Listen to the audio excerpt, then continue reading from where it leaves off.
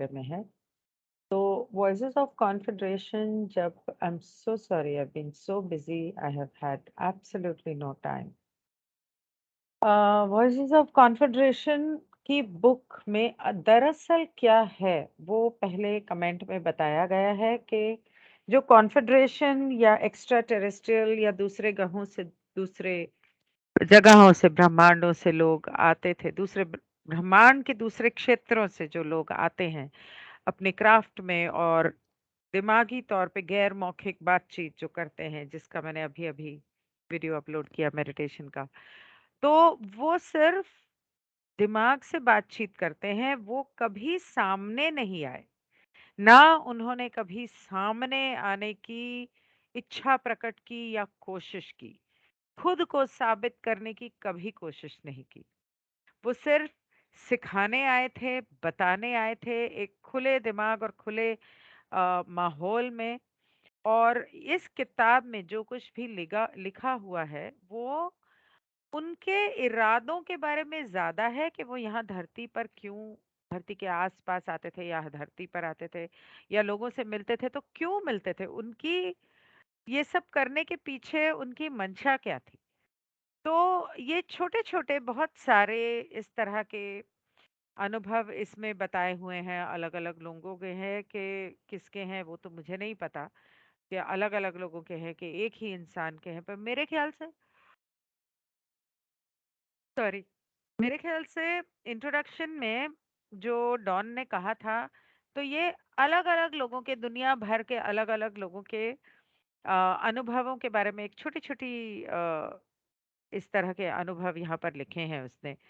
अम, तो 8 जनवरी 1974 74 में अ, एक छोटा-सा किस्सा हुआ था और वो है कि उन लोगों ने कहा कि हम इस रचयिता की सेवा करने के लिए जो ग्रहों का संग्रह है, उनके जो लोग हैं, कॉन्फ़ेडरेशन है, हम यहाँ आए हैं और परिसंघ परिसंघ इसलिए मैंने ये खोल के रखा है।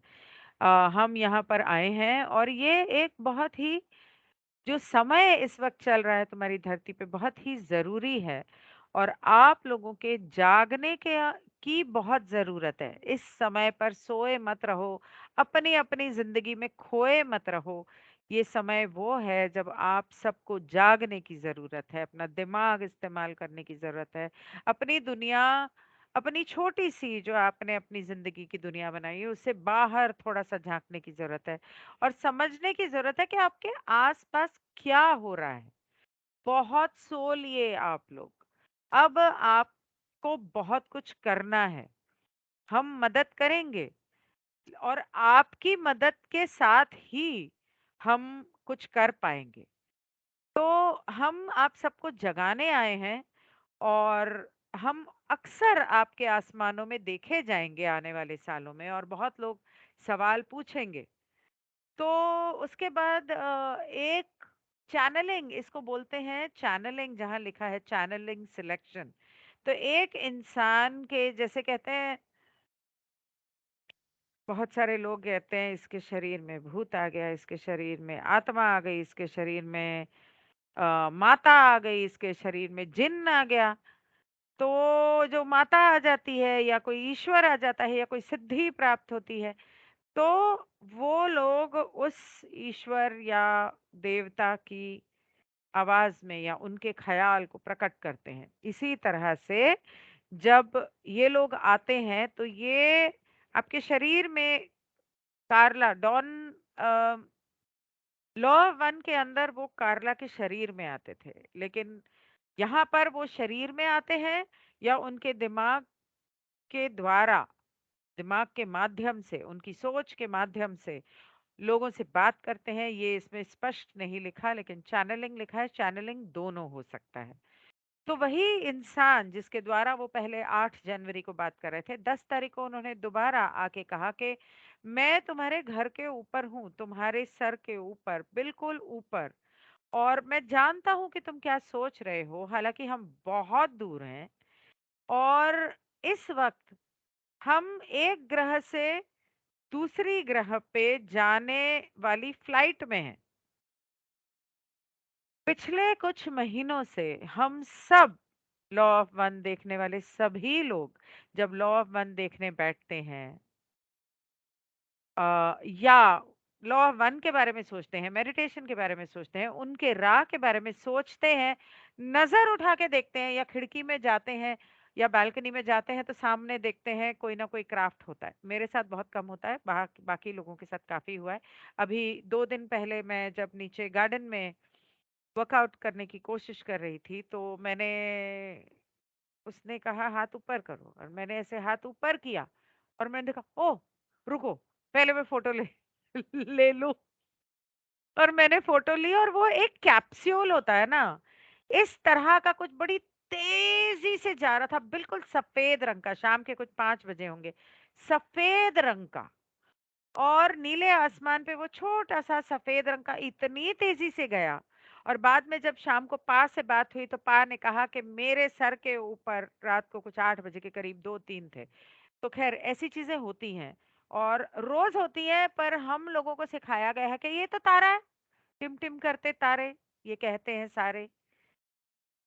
बेवकूफ़ बनाया हमें बचपन से लेकर आज तक सभी ने।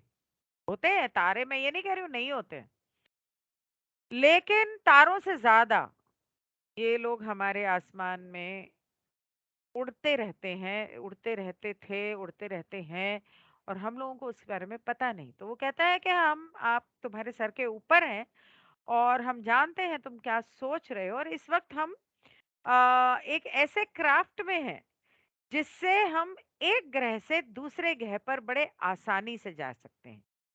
और तुम्हारी धरती के बहुत सारे लोगों ने हमारे इस विमान को देखा है और थोड़े समय में और बहुत सारे लोग देखेंगे।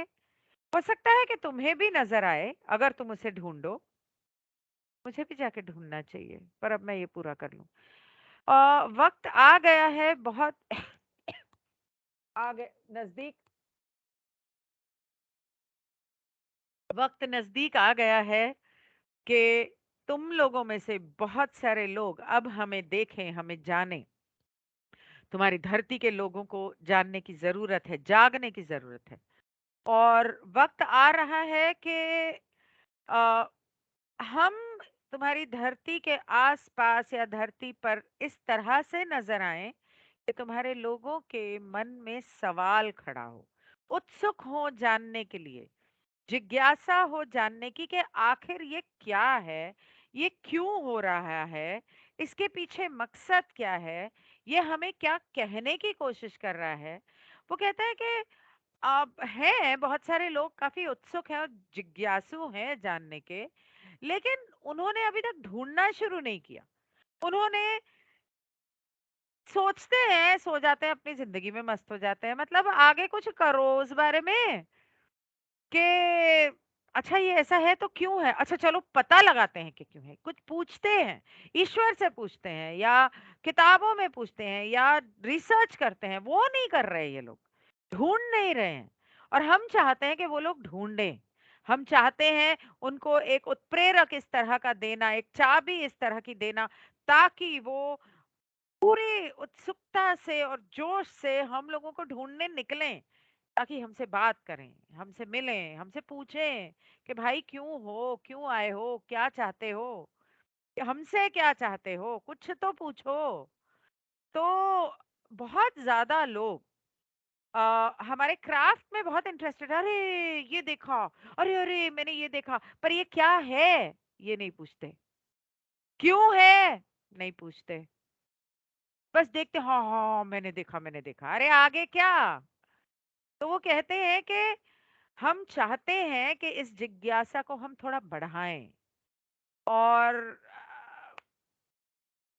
हम इस जिज्ञासा को थोड़ा-सा बढ़ाएं और बस इसीलिए हम यहाँ आते हैं। अब मैं तो सोच रही थी ये बहुत ही छोटा-सा करूँगी, हाँ ठीक है, छोटा-सा ही करूँगी 10 मिनट का। कल अगर हो सका तो ये जनवरी 10 12 वाला जो है ये थोड़ा लंबा है, इसे मैं कल लाइव करने की कोशिश करूँगी।